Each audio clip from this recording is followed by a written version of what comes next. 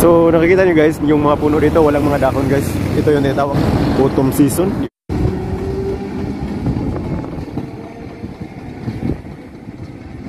So hello, what's up mga kaisla? Welcome back to my YouTube channel, Buhay Isla ni Jess. And for today's video mga kaisla, nandito na naman kami ngayon sa Nagasaki, Japan mga kaisla. So ang lugar na ito mga kaisla, may historic story mga kaisla. Mga kaisla, isla lang ito ng Japan mga kaisla. Ang pangalan mga kaisla, Island of Kyushu. So ngayon mga kaisla, ang iba din dito mga kaisla, kasi kahit Japan to mga kaisla, may Chinatown dito mga. Ang style ng mga bahay dito is parang yung parang madipinsa mo yung pagbagsak ng atomic bomb mga kaisla noong World War II. So nandito ako ngayon sa harapan natin, tawag nilang Chinatown mga kaisla. Kaya yan yung pasukin natin kung ano ang itsura ng Chinatown dito sa Japan mga kaisla. May Chinatown din kahit sa Pilipinas, may Chinatown din no. Grabe pala tong China no, kahit saan maglagay sila ng town nila mga kaisla. Kaya yan yung puntahan natin mga kaisla. Yan, maliit lang siya na Chinatown, may mga ano daw dyan. Tingnan nga natin kung anong meron dyan. So tingnan nyo mga kaisla. So dito na ako sa loob mga kaisla, para mga yakuza to sa Japan mga kaisla. Nilusob talaga ni Buhay Isla tong town nila dito mga kaisla, pero maliit lang mga kaisla. Simpleng Chinatown lang. Street lang siya ng mga para sa mga kababayan nating mga Chinese mga kaisla. So dito na yung makita maraming tao mga kaisla. Siguro ito na yung pinakapasyalan dito. So may nakita tayong kasamahan dito mga kaisla, parang Chinese siguro tong taon to, singkit man. Interviewin natin, tanongin natin. Mushi, baka meron dyan ito. Sure. Here? From here? Ramen, baka meron. Ramen play na lang. Dito sa loob, tara. Tara. So kinibads yung ano mag. Yo, automatic. Uy, ramen daw, pero ano yan?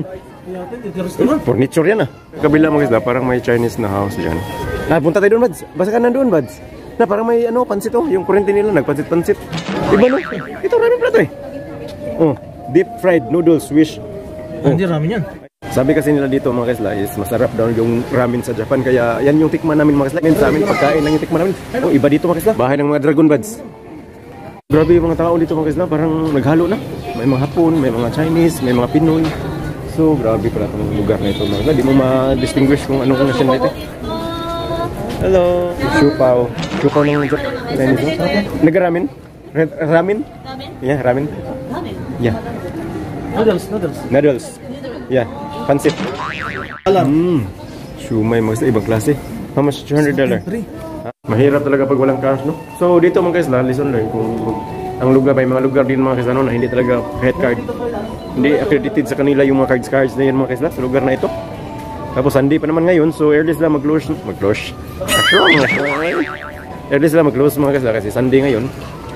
So paano na kaya to mga kaisla? So, sila mga kaisla, ma-accept sila cards dito, kaya dito na kami cards? Yeah. Cards, you accept cards? Yeah, no cash. Like this, cash? Ay, okay, cash. Dito mga kaisla, hindi ka marunong mag-sin language, pero dito mga kaisla, kailangan marunong ka mag-sin language. Ang ganda niya mga kaisla. So, okay. Which one is the best one? Ito, sa akin ito para ano? Sige. Patikman natin para. Yeah, one order of this one order of this. And how about the shumai? How much is that? Siupaw. Is this yummy? Yes. Of course. Yes. 1, 2. So that 2, 1 and 1. Yeah. 2. This one is partner here. This one here. Yeah. Hi. Yeah, separate. Yeah. So only take out. Oh, we can eat here. No. We can eat inside. No. Agad, tatabi tayo kan. Dito. We can eat here, no? We can eat. Yes. So, ano pala to? Para siyang street food. Pero dito sa malinis yung street food dito mga kaisla. Hilang natin yan.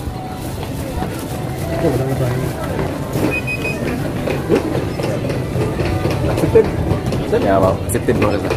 So, subukan natin tong mga ano nila dito. Wait pa. Okay. So, ito yung street food dito nga sa ano mga kaisla, sa tinatawag ng Chinatown dito sa Japan mga kaisla. So, mag-alaman mga kaisla kung gaano kasarap yung street food nila, kasi yung sa loob kanina hindi man tinatanggap yung card namin. Gulo na tayo na. Where we gonna eat? Here? Yeah. Okay. Sabi ko na makakain tayo dito. Yan, sus, grabe mga kaisla. Kung yan lang yung naman yung maghanda sa iyo sa araw-araw mga kaisla. Uy. Ano, take out nga. We can eat here. We can eat here?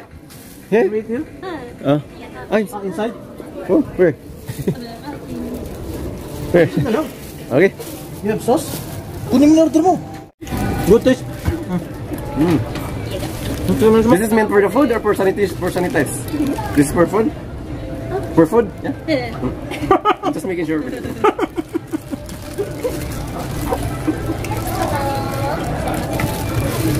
Sushi. Iba to? Subukan namin yung street food dito mga guys ha.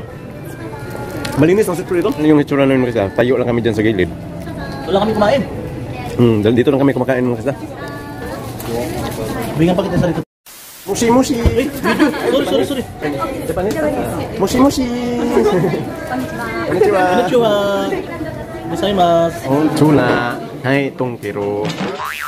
Dagat na yan, ano? Oo. So ngayon mismo mga guys lang, dito na kami ngayon sa Skina Japan. So puntahan na natin yung pabalik mga guys lang. Pero around dito mga guys lang, sa Nagasaki, hindi mo makikita kasi yung lugar na ito is historic place yan mga guys lang. Kasi noong World War II, dito bumagsak yung atomic bomb. Hindi ito, hindi na natin pabalik ah. Ay, hindi to. Lumiko tayo dyan. Kung hindi pa pinutol yung puno dyan, nandyan pa yung ngayon.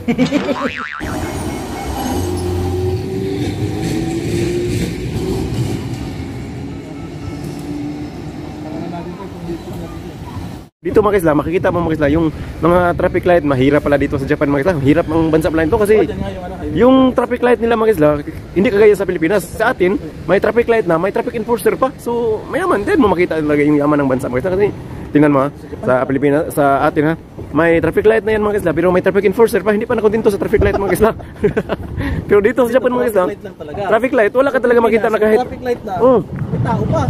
Oh, dito sa Japan, may traffic light pero wala ka makita na kahit traffic enforcer mga guys lang. So, meaning kasi wala silang mga kakayahan pang sahod sa mga traffic enforcer mga guys lang. Lupit pala dyan sa Pilipinas, no? So, tingnan niyo yung flower mga guys lang. So, parang akala mo yung hindi totoo mga guys lang, pero totoo to. Notice ko lang to mga guys lang, no? Akala mo building mga guys lang, pero parking lot lang pala siya mga guys lang. Yan, kung may mga sasakyan ka, gayahan kaya to sa Pinas mga guys. Daming sasakyan sa atin pero walang ganito. Oh, merong ganito sa atin pero nasa mall. Pero dito mga guys lang, parang wala kang makita nakapark dyan na kahit saan lang magpark mga kaisla, wala. Dito makita mga kaisla, yung mga sasakyan nakalagay talaga sa building mga kaisla. Napakalupit talaga yung diskarte sa mga Hapon mga kaisla. Pero hindi alam ng mga Hapon mga kaisla na nabidyohan na natin sila. So naisahan pa rin natin sila mga kaisla. So kung magtaka kayo mga kaisla kung bakit nagpipicture, nagbibidyo ako sa mga parang walang kwenta na tanawin. Kasi sa mga curious, nag-feel yung sarili nyo na nakapunta sa Japan. Makikita nyo mga kaisla. At doon may tunnel mga kaisla. Doon may tunnel doon. Iwan ko saan papunta yan.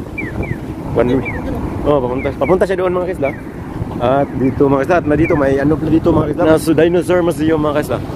Yan dito 223 km more mga kaisla. Nagasaki City Dinosaur Museum. Yan. So, malapit na kami mga kaisla. Dito ko na lang tatapusin yung video na ito. So, yun lang mga kaisla, no? Grabe dito mga kaisla. Ngayon ko lang nakakita ng mga kaisla, puno na may bandage. Tingnan mo yung puno ba? May bandage rods. Grabe dito, pati puno dito mga kaisla, ginagamot. So, malupit mga kaisla, no? At yun lang mga kaisla, hindi lang tayo puro trabaho. Minsan, kailangan din natin ng, parang dito mga kaisla, 80% gala, 20% trabaho. Malupit talaga tong ganitong trabaho mga kaisla. Akala mo na, hindi nagtrabaho. Saan ka maghanap na pinasahuran ka pa? Naggala-gala ka lang. So, i-grab mo na yung opportunity mga kaisla. Since na, naman to, freebies naman to sa first to be a seafarer mga kaisla, i-grab na natin yung mga natin mga kaisla. Kasi minsan lang to dadating sa ating buhay. So kayo dyan, so alam ko may mga na-inspire dyan sa video nito. Kasi ako din mga kaisla noon, na-inspire din ako sa mga tingin ng mga traveler vlogger mga kaisla, ng mga video nila. So huwag kayong mag-alala mga kaisla kung ikaw nanood ganito na gusto mong, although kung hindi mo gusto, yung gusto lang mga kaisla. Kasi nung ilagay ko yung sarili ko sa inyo, yung gusto ko rin dati ng, sabi ko sana makaano ako dati, yung pangarap ko talaga dati mga kaisla na sana makagala-gala ako na sinasahuran. Ito pala yung, grabe pala no? Inano ko lang mga kaisla, saan kaya tayo makahanap ng yung sinasahuran ka habang gumagala mga kaisla. Ito pala yun. Gusto mo rin ganito ng life, kumuha ka lang ng maritime, bisag hindi maritime mga kaisla, kahit hindi maritime course, daming mga posisyon dito sa cruise ship mga kaisla na hindi na kailangan mag-aral ng 4 years mga dyan mga kaisla. As long as may in-situ TISDA or experience ka mga kaisla, dalhin mo yan dito yung experience mga kaisla.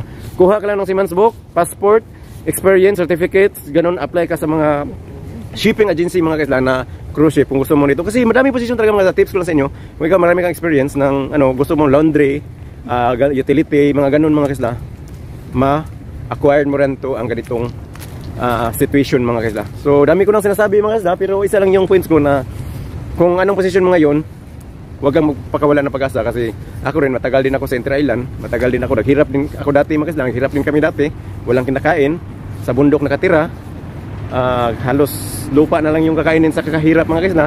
Basta magsikap, gumawa ng kabutihan sa kapwa-tao mga kaisla, tutulungan ka ni Panginoon mga kaisla. Sa ating Panginoon, magdasal. At huwag unahin yung mga ano mga kaisla. Basta, depende yan sa style sa'yo eh. Basta huwag unahin yung, alam yung biga-biga. Basta wag mong unahin biga-biga mga kaisla. Maano mo talaga yung gusto mo mga kaisla. Alam mo yung ang lahat talaga mga kaisla, may sacrifice. Kailangan idaan mo sakripisyo ang lahat ng bagay na magagandang bagay na gustong madating sa buhay mo. Walang libre sa mundo mga kaisla. Kailangan trabahuin mo kung ano ang gusto mo. Yun lang mga kaisla. And we'll see you to my next vlog. Buhay Isla ni Jess.